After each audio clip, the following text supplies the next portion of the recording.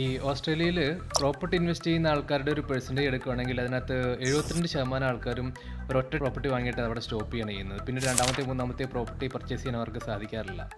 അതിൻ്റെ main reason എന്താണെന്ന് വെച്ച് കഴിഞ്ഞാൽ നമ്മൾ ഈ ആദ്യത്തെ ഒരു പ്രോപ്പർട്ടി ഇൻവെസ്റ്റ്മെൻറ്റിലോട്ട് കിടക്കുമ്പോൾ തന്നെ അവർക്ക് കാര്യമായിട്ടുള്ള അതിനെപ്പറ്റിയുള്ളൊരു നോളജ് ഉണ്ടാവില്ല. പിന്നെ കറക്റ്റായിട്ടുള്ളൊരു സ്ട്രാറ്റജി ഇല്ലാതെയാണ് അവർ മുന്നോട്ട് പോകുന്നത്. അതുകൊണ്ട് തന്നെ അവർ ഒരൊറ്റ പ്രോപ്പർട്ടി ചെയ്യുമ്പോൾ അവിടെ ബ്ലോക്ക്ഡ് ആയി പോവുകയാണ്. ഒന്നാമത്തെ പ്രോപ്പർട്ടി വാങ്ങുമ്പോൾ തന്നെ നമുക്കൊരു പ്ലാനിങ് ഉണ്ടായിരിക്കണം, നമുക്ക് രണ്ടാമത്തെ അല്ലെങ്കിൽ മൂന്നാമത്തെ പ്രോപ്പർട്ടി എങ്ങനെ ഇതിന് ശേഷം വാങ്ങാമെന്നുള്ളത്. അപ്പോൾ ഈ കാര്യങ്ങൾ വളരെ ഈസി ആയിട്ട് ചെയ്യാനായിട്ട് നമുക്ക് 3 പ്രൊഫഷണൽസിൻ്റെ ആവശ്യമുണ്ട്.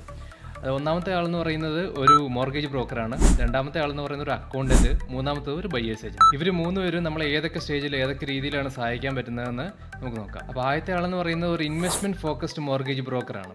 ഇവർ നമ്മൾ ആദ്യത്തെ പ്രോപ്പർട്ടി വാങ്ങാൻ സഹായിക്കുകയും അതുകൂടാതെ തന്നെ നമ്മുടെ പേഴ്സണൽ സർക്കംസ്റ്റൻസസ് വെച്ചിട്ട് നമുക്ക് സെക്കൻഡ് ഓർ തേർഡ് പ്രോപ്പർട്ടി എങ്ങനെ ആദ്യത്തെ പ്രോപ്പർട്ടിയിൽ ഇത്ര പൈസ ഇട്ട് കഴിഞ്ഞാൽ സെക്കൻഡ് പ്രോപ്പർട്ടി തേർഡ് പ്രോപ്പർട്ടി നമുക്ക് എങ്ങനെ അച്ചീവ് ചെയ്യാൻ സഹായിക്കും എന്നുള്ള കാര്യങ്ങളെ പറ്റിയുള്ളൊരു റോഡ് മാപ്പ് പോലെ അവർ നമുക്ക് തയ്യാറാക്കി തരും. ഇത് നമുക്ക് ഫ്യൂച്ചറിലോട്ട് വളരെ ഹെൽപ്ഫുൾ ആയിരിക്കും. അടുത്തത് ഒരു അക്കൗണ്ടൻ്റ് ആണ്. ഇവർ നമ്മുടെ ഇൻവെസ്റ്റ്മെൻറ്റ് പ്രോപ്പർട്ടി വാങ്ങുമ്പോൾ എങ്ങനെ നമുക്ക് അതിൻ്റെ ടാക്സ് ബെനിഫിറ്റ്സും കാര്യങ്ങളൊക്കെ എങ്ങനെ കിട്ടും, അതിനുള്ള കാൽക്കുലേഷൻസും കാര്യങ്ങളെല്ലാവരും നമുക്ക് ഫസ്റ്റ് തന്നെ പറഞ്ഞു തരും. പിന്നീട് നമ്മുടെ പ്രോപ്പർട്ടി പർച്ചേസിന് സ്ട്രക്ചർ ചെയ്യാൻ ഇവിടെ നമ്മൾ സഹായിക്കും. നമ്മുടെ പേഴ്സണൽ നെയിമിലാണോ അല്ലെങ്കിൽ ഒരു കമ്പനി അല്ലെങ്കിൽ ഒരു ട്രസ്റ്റ് ഫോം ചെയ്ത അതിൻ്റെ പേരിലാണോ വാങ്ങേണ്ടത്, അങ്ങനെയുള്ള കാര്യങ്ങളിലൊക്കെ നമുക്ക് അവരെ ഹെൽപ്പ് ചെയ്യും. ഇത് വളരെ ഇമ്പോർട്ടൻ്റ് ആയിട്ടുള്ള കാര്യമാണ്. എന്ന് വെച്ച് കഴിഞ്ഞാൽ നമ്മൾ ആദ്യം തന്നെ ഏത് സ്ട്രക്ചറിൽ പ്രോപ്പർട്ടി വാങ്ങണം, ട്രസ്റ്റ് അക്കൗണ്ടിലാണോ അത് നമ്മുടെ സ്വന്തം പേഴ്സണൽ നെയിമിലാണോ, അത് ഡിപ്പെൻഡ്സ്. എല്ലാവരുടെ ഒരു പേഴ്സണൽ സർക്കംസ്റ്റൻസസ് ഇൻകം വെച്ചിട്ടൊക്കെയാണ് അത് ഡിസൈഡ് ചെയ്യുന്നത്. അപ്പം ഈ ഒരു സ്റ്റെപ്പ് നമ്മൾ ഒരിക്കലും ഇഗ്നോർ ചെയ്യാൻ പാടില്ല. നല്ലൊരു അക്കൗണ്ടിനെ കണ്ട് നമ്മളിത് പ്ലാൻ ചെയ്യണം. അടുത്തതെന്ന് പറയുന്നത് ബയേഴ്സ് ഏജൻ്റ് ആണ്. ഈ ബയേഴ്സ് ഏജൻറ്റിനെ തിരഞ്ഞെടുക്കുമ്പോൾ നമ്മൾ വളരെയധികം ശ്രദ്ധിക്കണം. എന്ന് വെച്ച് കഴിഞ്ഞാൽ നമ്മുടെ ഫാമിലിയോ ഫ്രണ്ട്സ് ആരെങ്കിലും യൂസ് ചെയ്തിട്ടുള്ളതോ, അവർ എന്തൊക്കെ ടൈപ്പ് പ്രോപ്പർട്ടീസാണ് നമ്മുടെ മുന്നിലേക്ക് കൊണ്ടുവരുന്നത്, അവർ ഏതൊക്കെ രീതിയിലാണ് പ്രോപ്പർട്ടീസ് ഫൈൻഡ് ചെയ്യുന്നത്, അങ്ങനെയൊക്കെയുള്ള കാര്യങ്ങളൊക്കെ നമുക്ക് മനസ്സിലാക്കിയിട്ട് വേണം അവരെടുത്തിട്ട് പോകാനായിട്ട്. ചിലർ ഞാൻ കണ്ടിട്ടുണ്ട്, ചില ബയേഴ്സ് ഏജൻറ്റ് എന്താ ചെയ്യുന്നതെന്ന് വെച്ച് കഴിഞ്ഞാൽ ഹൗസ് ആൻഡ് ലാൻഡ് പാക്കേജസ് നമ്മുടെ മുന്നിലോട്ട് ജസ്റ്റ് കൊണ്ടുവരും. എന്ന് വെച്ച് കഴിഞ്ഞാൽ അവർക്ക് ഡബിൾ സെറ്റ് കമ്മീഷനാണ്. ഹൗസ് ആൻഡ് ലാൻഡ് ബിൽഡേഴ്സിൻ്റെ അടുത്ത് നിന്നും അല്ലെങ്കിൽ ഡെവലപ്പേഴ്സിൻ്റെ അടുത്ത് നിന്ന് കമ്മീഷൻ കിട്ടും, പിന്നെ നമ്മുടെ ക്ലയൻറ്റ് നമ്മുടെ അടുത്ത് നിന്ന് കമ്മീഷൻ കിട്ടും.